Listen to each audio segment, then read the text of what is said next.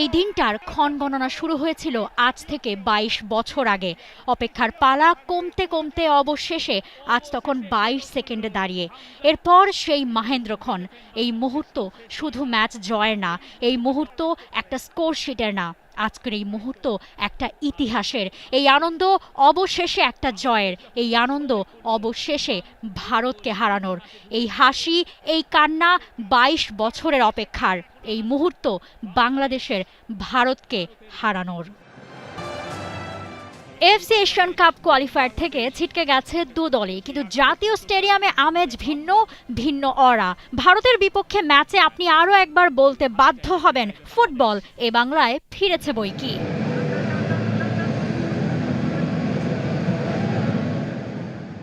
সব মশার বিরুদ্ধে সুরক্ষা দিতে এলো বসুন্ধরা এক্সট্রিম অ্যারোসল, মশার বিরুদ্ধে এক্সট্রিম সুরক্ষা। জ্যাম প্যাকড গ্যালারি, ডামাডোলের উল্লাস, প্রতিপক্ষকে স্লেজিং। ম্যাচ শুরুর আগে আবহটা শব্দে প্রকাশের মতো না, চোখে দেখার আর অনুভবের। রাত ৮টার ম্যাচে সন্ধ্যার আগেই প্যাকড পুরো মঞ্চ। হার না মানা সেই জোরেই শুরু ম্যাচ। মাঠে হামজা, শমিত, জায়ানরা, সামনে ভারতীয় ফুটবল দল। জাতীয় সঙ্গীত থেকে জোরটা আরও বাড়িয়ে নেয়া তাদের। না দেখে বাংলাদেশ বোধহয় স্বস্তি পেয়েছে। শুরুতেই একাধিক থ্রো-ইন বাংলাদেশের, আর তাতে সুযোগ তৈরির চেষ্টা, আর চেষ্টায় তো ফল মিলবেই। সেটার জন্য সময় ধরেছিল বাংলাদেশ মোটে ১০ মিনিট। ম্যাচের ১১ মিনিটের মাথায় বাঁ পাশ দিয়ে অনেকটা দূর থেকে বল এগিয়ে নেন রাকিব। ডিবক্সের কাছাকাছি পাস আর দৌড়ে এসে আলতো করে পা ছুঁয়ে ভারত গোলরক্ষককে ফাঁকি দেন শেখ মোরসালিন। মোরসালিনের গোল বাংলাদেশের গোল। বাংলাদেশ এগিয়ে গেছে, বাংলাদেশ গোল করেছে শেখ মোরসালিন, তিনি গোলটা করলেন। বাংলাদেশ গোল করলে যেন টেনশন আরো বেড়ে যায়, এই বুঝি গোল খেয়ে বসলো। এই স্বভাবে দোয়াদৌড়িতে ভরে যায় সবার মুখ। এরপর গোল করতে মরিয়াও ভারত সুযোগ খুঁজে যাচ্ছিলেন। চোটের কারণে তারিক কাজীকে উঠিয়ে নামানো হয় শাকিল আহমেদ তপুকে।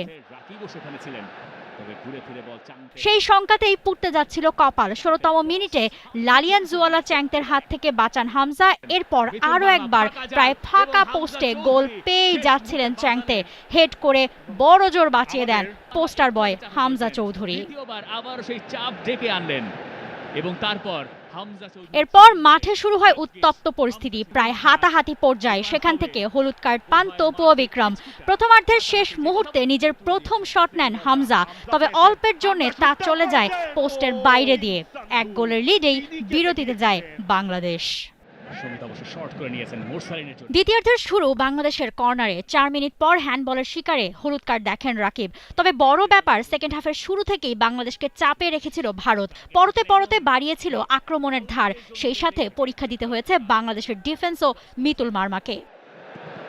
এবং তারপর যে শট ডিফ্লেক্টেড হয়ে বাইরে।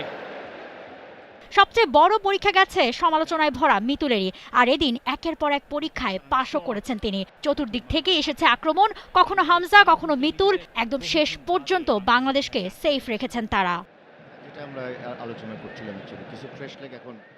সময় যত গড়িয়েছে বাংলাদেশের দর্শকদের হৃদস্পন্দন বেড়েছে আরো। পুরো ৯০ মিনিটের শেষে ৬ মিনিটের অ্যাডেড টাইমে অপেক্ষা। ২২ বছরের আক্ষেপটা ঘুচতে যে আর মাত্র কিছুক্ষণ, আর সেই অপেক্ষার জন্য শেষ মুহূর্ত পর্যন্ত লড়তে হয়েছে বাংলাদেশকে, লড়তে হয়েছে মিতুল হামজাদের। অবশেষে একটা একটা করে সেকেন্ড গেছে, আর বাংলাদেশ অবশেষে ভারতকে হারিয়েছে। অপেক্ষা ঘুচেছে ২২ বছরের। জুহাইরা মৌ, টি স্পোর্টস।